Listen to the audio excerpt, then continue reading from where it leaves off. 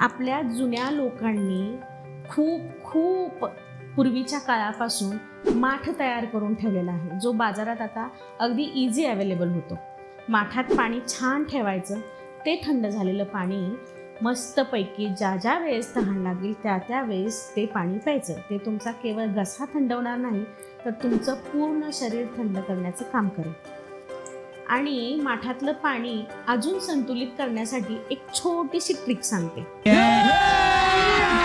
अभी मजा आएगा ना भिड़ो. जवळ आहे.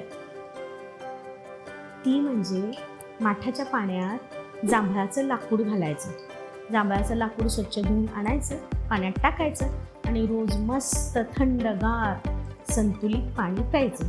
जांभळाच्या लाकडानं काय होतं, तर जे डायबिटिक पेशंट आहेत त्यांच्यासाठी तर हे उपयुक्त आहेच, पण जांभळाचं लाकूड हे नॅचरली पाण्यात असणाऱ्या जंतूंच्या अगेन्स्ट खूप छान काम करतं, पाणी फिल्टर करायचं काम करतं.